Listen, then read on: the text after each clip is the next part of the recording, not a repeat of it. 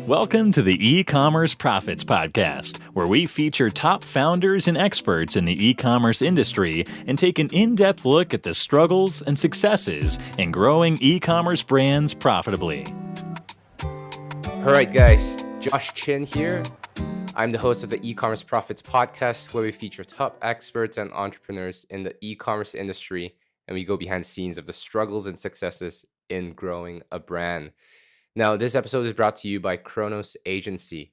If you run a direct-to-consumer e-commerce brand that is ready to scale and to double your customer lifetime value through retention marketing, Chronos is your company. We've helped hundreds of brands scale profits with email, SMS, and mobile push while getting an average of 3,500% ROI from our efforts. We've worked with brands like Truly Beauty, The Udi, Elias Skin, and many more. The next step is to email us at sales@chronos.agency, or you can go to chronos.agency to learn more. Now, today's guest is Vance Lee. Vance is an e-commerce entrepreneur with 13 years of history and background as a brand growth and marketing strategist. Since starting Amazon FBA in 2015, he's mastered crowdfunding and pre-order launch strategy to launch products and grow brands.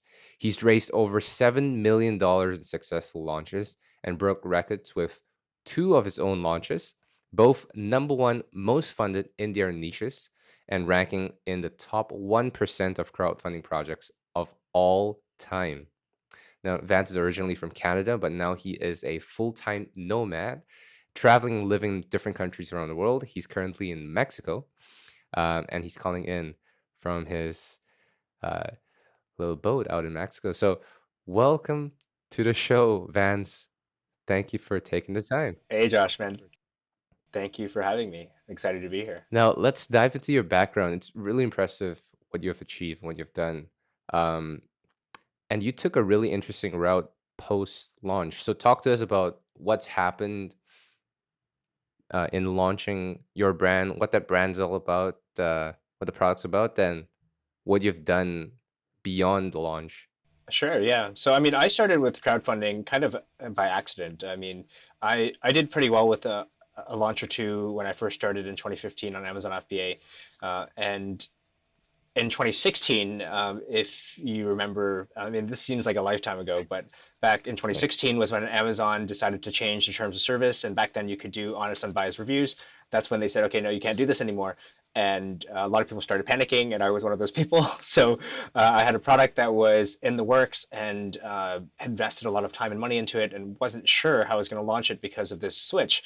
So started exploring things like Shopify and started exploring crowdfunding as well. And it turned out that a lot of the skills that we had with my team, me and my business partner, allowed us to have a really successful Kickstarter launch. Our first product ended up raising about almost $1 million, like 950,000 after upsells from the Kickstarter and Indiegogo initial launches. So we ended up having a really successful launch that was in that category, and just found this model that worked really well to be able to get cash flow up front and not have to get inventory first. So, which is, I mean, I'm sure we'll talk about that, but which is one of the really, really appealing parts of this type of model. So since then, we've launched other campaigns for our own brands through that. My main brand that I work with in this example is a coffee brand called Like Custom Brewhouse. And the most recent product that we launched was a coffee glass, and this is going to sound like it's kind of a little BS, but it's a coffee glass that actually enhances the way that your coffee smells and tastes. So it's similar to the idea and the design behind wine glasses and whiskey snifters. Exactly, I was about to say those types of things. Yeah, exactly. Yeah. So I mean, it works. It's worked for those for like hundreds of years. We just were one of the first to bring this to coffee and just kind of created this market for products in coffee that enhances your essentially your sensory experience from drinking coffee. So this most recent one launched on Kickstarter. We did about 220,000 in 14 days, and actually 14 days was just a mistake. We wanted to run this for 45 days, and when we started the campaign, it just showed 14 days, and we were just panicking, and we couldn't get them to change it. So, Okay. 14 days, $220,000, and when we moved it over to Indiegogo, so about $330,000 pre-orders before launching this into the real world outside of crowdfunding. So. That's a little bit about the brand. And since then, I mean, since our very first launch, we've had a lot of friends that are all e-commerce. We have a lot of friends in the e-commerce community, Yeah. colleagues, and people that are just like, hey, what are you doing? Like, how did you do this thing? We want to launch our brands as well. We want to launch this new cool product. Yeah. How did you get to doing that? So we ended up doing quite a bit of agency work and consulting work for people that were looking to grow their brands and launch through crowdfunding. And this is where we are today. So we've, like you said, we've had over 7 million in successful launches alone. So not these are not like e-commerce like sales numbers. These are just from the launches. Yeah. And a lot of people have been really excited about that. So it's an interesting kind of alternative launch strategy that's starting to become. Still, I wouldn't say it's still very popular, but it's definitely something that's becoming more appealing because of the benefits from it. Oh yeah, especially with what's happening right now as we speak, with acquisition costs effectively doubling to tripling over the past couple of years. Supply chain is always a scary thing to navigate around. And you took the route of crowdfunding, and subsequently beyond the crowdfunding stage, you went into wholesaling and distribution instead of directly to the consumer, which is really unique because most of the stories that I've heard is you launch on Kickstarter and then you move to Indiegogo and then you continue the brand on Amazon or on Shopify and you scale that way. How did you end up wholesaling? Yeah. So I mean, we do both. We're still selling on our e-commerce store. We're on Amazon. Definitely, Amazon is not the main source of traffic for us. Mm-hmm. But wholesaling is really interesting. We talked about a little bit about this before. But wholesaling is it's really interesting because as e-commerce entrepreneurs, I think a lot of us started these businesses just so that we don't have to be in the real world Yeah. with like interacting with other people. We just want to have like a good system and a working, like maybe it's on Amazon and it's working and it's managing itself, or on Shopify and it's managing itself, and we're just kind of like, we automate customer service and we get away from it. Yeah. Like that's our goal as entrepreneurs. And this kind of like hit us by accident. We had a successful two successful launches with those coffee products, and this is crazy because at the beginning we weren't really thinking of wholesale. Yeah. But we talked to a lot of other people that were successful in the Kickstarter and crowdfunding community, and they said, "Hey, we had a lot of people like reach out to us once we had these successful campaigns, and this is kind of what led to like a whole other channel where we could where we could do sales." And once we had that cool, really, really cool product launch a few years ago, we had a lot of different people reach out to us and a lot of people asking us, hey, like, are you looking for a distributor in Korea? Are you looking for a distributor in Dubai? And it's just kind of, it rolled out a little bit. And we started, once we got that positive feedback, we took that feedback and said, okay, let's actually do a little bit of outreach and let's connect with some of these people like proactively to see if we can get more distributors. Yeah. But that's kind of what started it. And the crowdfunding is really interesting because some people are actively looking in certain niches to look for cool products to sell or to distribute in their own countries. Yeah. But the other thing is once we start doing, once this starts rolling and you're actually interested in doing outreach like we were, the crowdfunding project becomes your excuse me, your business card, so to speak. Yeah. Because you can show them and say, hey, we raised this amount of money, and this was before this was a real product, so people are really interested. This might be something interesting to you if you're distributing coffee products in whatever country, let's say Japan or Korea. And it's crazy actually because we manufacture our products in China, but we actually are selling our products back to a Chinese distributor who's distributing this product to Chinese like coffee shops and coffee retailers. So I mean, I don't know too many brands that have been able to accomplish this because mostly China brands are interested in like foreign brands. Yeah. We're like a foreign brand but manufactured in China, so that it kind of got to the point where they're like, okay, yeah, we could sell this. Like it's interesting enough to a Chinese audience, which is very, very rare to be able to sell like a Chinese product back to China and have them sell it to Chinese people. Oh yeah. So really super interesting. So yeah, and we've known a lot of other people who've taken successful crowdfundings, the campaigns that we worked with, that have brought that to all sorts of interesting opportunities in distribution, not only in terms of just like distribution in terms of having a distributor in certain countries, but to be able to sell. One of my favorite examples is we worked with. She was a chef. She's a chef, and she's not an e-commerce person. She's not a business person necessarily in that way, and she's never touched like e-commerce. She wanted to launch a hot sauce, and she developed this hot sauce originally in China, and she launched this on a crowdfunding campaign. So if you can imagine, hot sauce is like $1 or $2 at a Chinese grocery Yep. store, and people are like, it's not a high price point product, but she built an awesome story around it, built an awesome campaign around this, and launched this on Kickstarter. And she ended up raising over $120,000 for hot sauce. And what that ended up doing for her was not just like the fact that she got this money and started building this community. What she did was she took this and she ended up using the success of the campaign to start doing other things that allowed her to distribute. So Yep.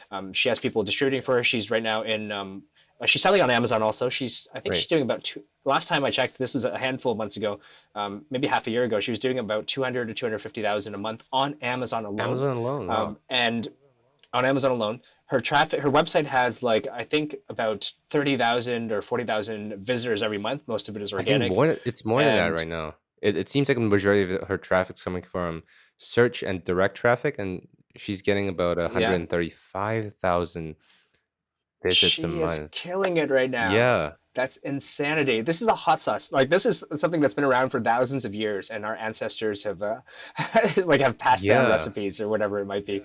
So 130, like, this is crazy. So she's scaled a lot since we spoke to her last. And the crazy thing is, on the topic of distribution channels, she was able to get into Costco, Yeah. which is insane, and she That's was able to tough. get into Whole Foods, which is like one of the That most is difficult the retailers to get toughest. into. Yeah. So she used that Kickstarter launch as this kind of like a way to springboard herself into these other opportunities. But she does really well on e-commerce, as you can see on her Shopify store and on Amazon. But she now has all these alternative channels. So from the perspective of diversification and not being limited or not being risking like your entire business on just one traffic or one channel, Yeah. this is like an awesome way to kind of explore that and be able to see how else you can expand, and not only expand for diversifying your risk, Yeah. but actually expand to increase and grow and get more sales and more revenue. And So that's a really super cool and example. that's flybyjing.com. Flybyjing. FLYBYJING.com. And I was checking out the link that you sent me on Kickstarter. So that was back in 2019 when she launched. Exactly. Yeah. And so that kickstarted the entire journey that she's had on Amazon, on retail, and on Shopify.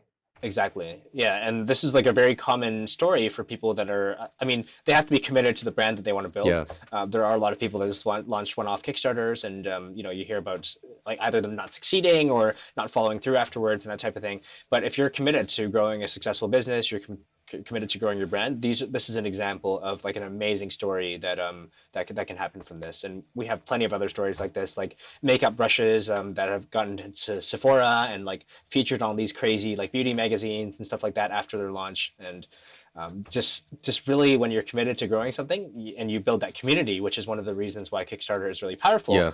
then you're really able to take this kind of to the next level once you're able to to have that initial foundation set for you. Now, all right, let's unpack that a little bit.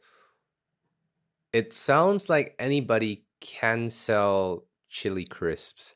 There isn't much of a proprietary formula. Well, there is a recipe for sure, but like you mentioned, you could get this at the grocery for really cheap. What makes for a successful campaign on Kickstarter and Indiegogo? Yeah, so I would there's a bunch of different things. We can talk like several hours about this, but I think the high level is that two things. Once you have to develop a strong campaign itself, Yep. and that comes to like all the assets that you create. So photo, video, copy, the story that you're telling with why the campaign is coming to life. She told an amazing story with Fly by Jing. She told an amazing story about bringing the hot sauce from like family recipe, and going back to the culture of doing this in China. Originally, it was actually manufactured in China. I think they moved it since then. But she told an awesome story. So essentially, she created a great brand that she was able to present to the audience of people that want to support. Yep. So that's of course extremely important to have all of that nailed.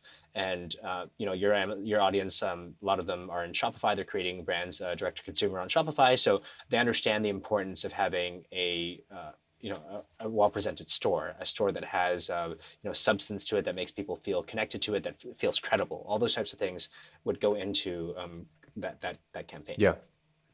So that's the first thing. And the second thing is really important, and maybe a lot of people don't really focus on it in this way, is to build, most people call it a list. I like to call it a community, because we want to not only have emails like on some type of database, but the idea is we want to start building up an audience of people that are going to be interested in what your brand is doing, what this product is going to be that you're launching. And once you build this is actually how we get momentum on the Kickstarter platform when we launch. So it's not that we launch on Kickstarter and then somehow miraculously you wake up with $120,000 of sales by the end of it.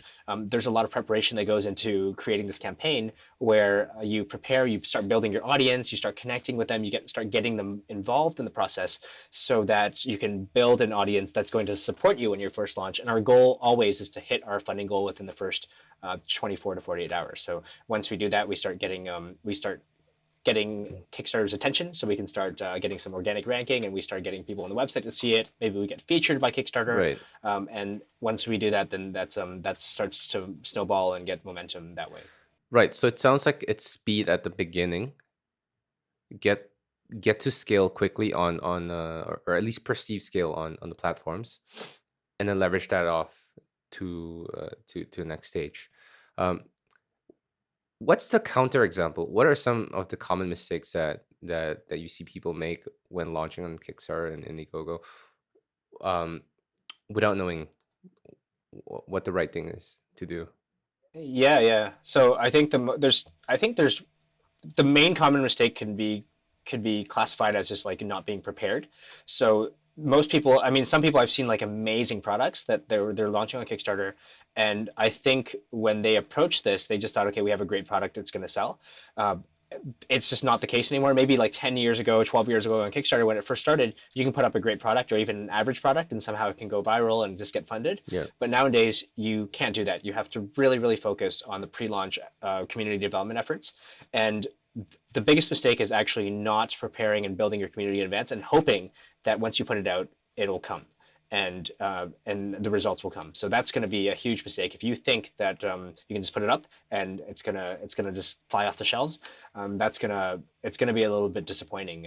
It's possible that it still could be successful. There are situations where they just didn't prepare and they got really, really, really, really lucky. Yeah. But in most situations, if you don't prepare, you're going to be in a really weird situation where you might have an awesome product, you might have something really cool to show, but people are just not supporting it because nobody knows about it. So the biggest common mistake I see is not being prepared in terms of making sure you build your community, but also not being prepared in terms of presenting your product and a brand in a way that connects to your audience. So there's a lot of people that like to what I call just develop products in the dark and launch like in the dark, which means that they essentially develop a product on their own without getting external input or connecting with the outside world, and just think that it's going to be an awesome idea because they think it is. And this could work, but more often than not, being able to actually connect with your target audience in advance and get some feedback is going to help you with your campaign. So having that type of interaction in advance with your what we call IFCs, which means ideal future customers, like connecting with your IFCs before the campaign, while you're building the community, to get feedback and have them give you opinions about like, what they find the most appealing, photos, or like what features are interesting to emphasize, like things like that. All of that can really, really help the success of your campaign, rather than just kind of doing it all in a dark room and then just like releasing it to the public when you're ready. So that's another common mistake that I see. And that's not necessarily not being prepared, but it's not being prepared as best you can by making use of opinions of people that actually that know, because they're your customers. I love that, because that effectively gives you an edge over competition that's purely trying to compete on acquisition and marketing funnels and if you understand your your audience better than your competitors do, that's likely to give you an edge that most people wouldn't have. Um, what do you see as, now we talked about Kickstarter being a launch pad for retail, access into relationships where typically you wouldn't have the opportunity to, with Fly by Jing, that was Costco and Whole Foods. And that all came from the success of the Kickstarter campaign, bringing eyeballs to the project and the product. What else do you see as an upside that most people don't realize from launching on Kickstarter? Yeah. So this is something that I don't know if we mentioned earlier, at least not in detail. But the one of the biggest benefits of Kickstarter is a financial one, and also because it's financial, it's going to be related to being able to scale Right. faster and just do a lot more things. And Yeah. that's specifically the idea that you actually don't need to order Yeah. inventory before you launch a Kickstarter campaign. So in a traditional Amazon or e-commerce or like Shopify approach, you you decide I want to launch this product. I'm going to go order 2,000 units of this product, and it's going to cost me $50,000. And I'm going to place this order for $50,000. I'm going to get the inventory into my warehouse, wherever it is, and then I'm going to start selling it. That's when I can start selling it online. So I've done all the preparation. I've set up all the product pages, and now once the inventory is there, once my product page is ready, then I can start selling. So this is really, really, really, really different than the Kickstarter approach, which is the crowdfunding model. And this approach is almost an interesting way that flips the entire model upside down. Because what happens with the Kickstarter model is all you need to launch is you need to have a prototype of your Yep. product. So some prototype that you can show that this product exists. And the second thing is that you need to have that campaign page that we talked about. So the Right. campaign page consists of your photo assets, your video assets, your copy, your everything that you're using to tell the story about that. And the best thing about this is that these are all things, you're not doing anything extra for Kickstarter. These are all things that you would have needed to Launch your brand. launch on Yeah. Shopify, launch on Amazon, launch your brand in general. Yeah. So investing these assets isn't an extra step. It's actually just all the stuff you'd be doing to launch anywhere Yeah. else. But instead of launching with the need for inventory, you're launching first to Kickstarter as a way to get some pre-orders so you can get this funding. So the main benefit is that this is a way that mitigates risk, and actually it actually mitigates any type of inventory risk that you would have in compared to the scenarios where you launch on Shopify and Amazon and where you need to have the inventory first. So because of that, it minimizes risk, but also at the same time, it gives you cash flow, because the way that Kickstarter works is that after you have to set a campaign. So Right. one of the biggest confusions is that people think Kickstarter is a replacement for like Amazon or Shopify. It's another platform. It is another platform, but it's not a permanent platform that you sell on forever. Yeah. It's a platform that allows you to just launch. You set a campaign for X number of days, up to 60 days. Yeah. We usually recommend between 30 and 45 days. But once you launch and it's over, you're done. So that's the end of your launch campaign. And within 15 days after the launch, and after the campaign closes, you get paid by Kickstarter. So let's say your funding goal was $30,000, and you raised like $150,000. 15 days after the campaign closes, let's say it's 35 days, it closes. 15 days after that, that's when you get paid by Kickstarter. So you get the entire amount of cash. So what that means is that you have now access to the funds in advance. Before you place your manufacturing order, you can decide, okay, well, now I can order for more than I needed to, because I want to kind of buffer out my inventory in advance in case I'm worried about supply chain issues or whatever it might be later on. Or you can say, okay, I'm going to just order the minimum amount and I'm going to invest the rest of this money into marketing. You can do whatever you want with it. Like, this is your money now, it's your cash. As long as you fulfill the orders that you promised to your supporters, then you're able to have some extra cash that can help you scale your business. So some people decide, okay, I'm going to invest in more inventory. Some people decide, hey, I'm going to start these types of initiatives with this product, or this marketing this product, or they might decide, hey, I'm going to look at using this to start prototyping and launching product 3 or product 4, whatever they want to do. So this gives you a huge advantage because you have cash, and as we know, cash is extremely important for running an e-commerce business. So this addresses one of the biggest challenges you're talking about that are big now in e-commerce for sellers like us. And Vance, I know that this isn't just a channel for new sellers or new brands. It's also for existing brands and existing businesses. I've seen brands like Philips, one of the oldest consumer brands in the world, launching a projector, I think, on Kickstarter, or it might have been Okay. Indiegogo. I'm not Yeah. sure what it was, but what's the thought process behind doing that as a brand like Philips? Yeah, this is such a good question. This is a really good question because most people think, okay, well, if I have funds, then I don't Yeah, need it. So they just think this is for new people. Well, I mean, this is a very, very effective strategy for people that are new that don't have funding. But if you have funding, you get some of the advantages that we just talked about now, which is essentially if you want to scale, you're in a situation where you get to have cash flow because you get the money first, and you minimize your inventory risk, so you don't have to order inventory in advance, and you have access to this cash, which allows you to do and reinvest in your business in different ways, either to help with supply chain by placing a bigger order, or all this other stuff that you could do with what you want to do with that cash. So those are the things that we just talked about. But other than that, if you're an existing brand, let's say you already have 5 products or 10 products, and you're looking to start building a passionate audience that really cares about what you're doing, Kickstarter is an amazing way to do this because unlike just selling a product on your e-commerce store or selling a product on Amazon, you don't really develop a strong relationship with that audience member.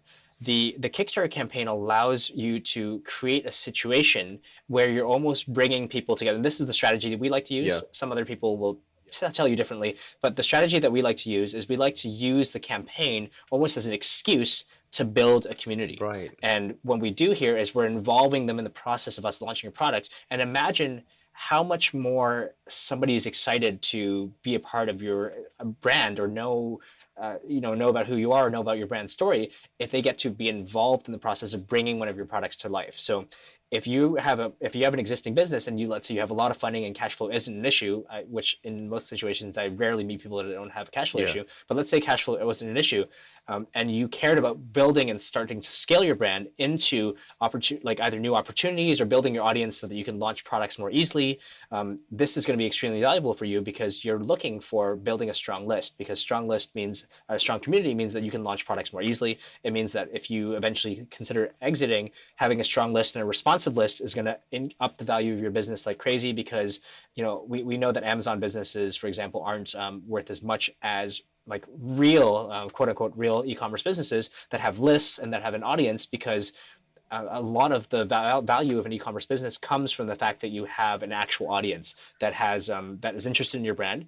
And that means that you can use that to and you talk about this a yeah, lot, is to be able to extend the lifetime value of this customer exactly. and launch multiple products, launch accessories and things like that, that allows you to be able to take advantage of this long term. So for an established brand, this is even more important to be able to take advantage of how can you extend the lifetime value, how can you build an audience that's going to really care about what you do, and how can you start building this foundation for like this is what real businesses do, right? I mean, like old school businesses, they developed this type of reputation and like a connection to audience in a different way. But in our time, connecting with real audiences, it requires developing that relationship, and this is what crowdfunding allows you to do. That's incredible. And Vance, tell me a little bit about your program. I know that you take on students and you teach people how to do this, and you've done it yourself. So you're in a very unique position um, wherein you're doing what you preach. So, what's the program about? What is it like? And how can people get to know more about that? Cool. Yeah. So the program is what we call the Launch Accelerator Blueprint, and this is a lab for short. And this is a program that we developed based on the launch processes that we use to launch our own products, but also when we used to work as an agency and as consultants for product launches and brand launches, we use this type of process to launch these brands. And so that's what's allowed us to raise the $7 million in successful launches. So we've taken that and we've kind of turned it into a coaching program that allows someone who has let's say you have a good product idea, or you're working on a niche and you're trying to find the right product to launch for your brand next, or you're completely new to e-commerce, you want to launch your first product. This will allow you to go from that point where you're conceptualizing product all the way to launching and getting funded. But really the purpose of this program is not only to launch and have a successful crowdfunding campaign or a Kickstarter campaign. The goal is for you to go through this program and prepare yourself for your brand to be successful in the long term by building those fundamentals of having a community, having the core fundamentals of your brand story and everything that your brand represents, so that you're able to effectively connect with your audience, and everything that it takes for you to be scaling into whatever e-commerce channels that you want to after a successful launch. So that's what the program is about, and yeah, we've had a lot of interest of this based on based on people that are interested in exploring the pre-order model because they think that it's going to add some value to the way that they grow and scale their business. And last question, just something I'm curious about. What's the cost involved in launching a product on Kickstarter? What are the costs that we don't think about that we have to plan ahead for? Yeah, good question. So, if for any of your audience members that have launched a product already, a lot of the costs are going to be very similar. Right. So the main costs that are going to be similar are product development. So you can't escape product development. That's going to be the same no matter where you launch, how you Yep. launch. With Kickstarter, you're going to have to create that campaign page that we talked about. So the campaign page is going to consist of photo, video, copy, and just creating your brand identity on that. So that's generally, most people are already doing this for their launches. So if you're launching on Shopify, you're launching on Amazon, whatever it is, you need to do photography, you need to do your videos, you need to do good quality copy. So the benefit of Kickstarter is that you're not actually doing anything different than what you would have done to prepare for that. But so again, that part is going to be the same. So this is a huge advantage. But what's different in Kickstarter? This could be something. Generally, we recommend that whoever's working on this they do this themselves, or they're working with their own team on doing this. But there's going to be effort associated with developing and building that community, which is a little bit of extra. It's something that you're not going to be doing often in your other types of launches. Yeah. So that's going to, depending on your depending on who's doing it on your team, that's going to have an extra cost either associated with your time or your team members or whatever that might Right. be. You're also going to look at considering ad costs. Yep. So ad costs for building an audience and using ads to build a specific type of audience that you're going to be acquiring before your launch, and ads during the campaign. Right. So generally, before the campaign, we recommend at least experimenting with like $500 to $1,000 at least. And if it's going to be effective, then you can continue scaling that if you're confident in the fact that it's bringing the right type of audience. Right. And we usually do that through Facebook ads. Once the campaign launches, it's like running ads to your e-com store. Yeah. But instead of driving traffic to your e-com store, you're driving traffic to the Kickstarter campaign page where you have a chance to convert them. So that budget is going to be depending on the success of your campaigns, Right. because you're gonna get feedback. So if you're successful and you're just getting a really good ROI, you want to make sure you have cash available, Yeah. because if you're seeing ROI of like 5 to 1 or 10 to 1, like you just want to put as much money of that course. as possible, because you're converting, Yeah. right? But if it's the opposite and it's not the case, you're not forced to spend more money. You can just decide, hey, this is not working out. Of course. So let's stop spending more Yeah. money into this. So in many ways, it's not very different than a Kickstarter like a regular launch. Right. But the only thing I'd say is that you probably want to invest more in photo and video in terms of making it high quality. So I don't know the caliber that people expect to, if they're launching on their own website or launching on Amazon. Generally, I mean, from my experience, a lot of people just go with fairly budget when it comes to launching on Amazon. They just get it done. Yeah. So compared to that, you definitely want to be able to invest in higher quality assets, because this is what people are going to be judging your brand by and judging your product by. And once you invest in this asset, you can use this like everywhere else afterwards. So that part is likely what we recommend, spending a little bit more money than you would usually. Yeah. But that cost depends on which market you're in, if you're able to get access to good creative talent and that type of thing. So that's not really it's good. I would say that it's generally more expensive because you want to invest in higher quality, but the cost of that, vary. it depends on Yeah. where you are and where you're located. Vance, what do you think about sending traffic direct to the Kickstarter page versus sending traffic to, say, an editorial and then the Kickstarter page as a two-step process? And that gives us an opportunity to retarget people, because you then have a pixel, I presume, on your editorial versus on a Kickstarter page, and also an opportunity to capture, well, their emails and phone numbers for retargeting and remarketing, and that's our jam. So Good question. In general, what is most effective, at least in the current landscape, is to drive people directly to the Kickstarter page. And generally, the idea is that this is not it's not the best practice. As you mentioned, like we don't capture their email, we don't capture their contact information, so we can't retarget. But what we do with Kickstarter ads is we generally we flex target, or like narrow down our targeting audience to people that know Kickstarter. So we're targeting we're not trying to target people that don't understand crowdfunding or Kickstarter, because those people, it's going to be like we have to convince them to want the product, and we have to onboard them on this idea of understanding Kickstarter. So that's going to be a whole different barrier. So what we do is we want to make sure that we're only targeting people that are going to be focused on Kickstarter, that have backed Kickstarter projects in the past. And what this means is that really at that point they're deciding if they want it or not. And you're right. Like it sucks if we can't target them and we can't take advantage of it that way. But this is just it's just what's done right now, at least with the Kickstarter audience, and they're very familiar with seeing ads like this and that type of approach. So they go to it, they'll decide if they want it, and hopefully you've done a good job, and you've really done a good job to connect with your target audience, and they do want it. So makes sense. Fantastic. Vance, what's the best way for people to get in touch with you and learn more about your program?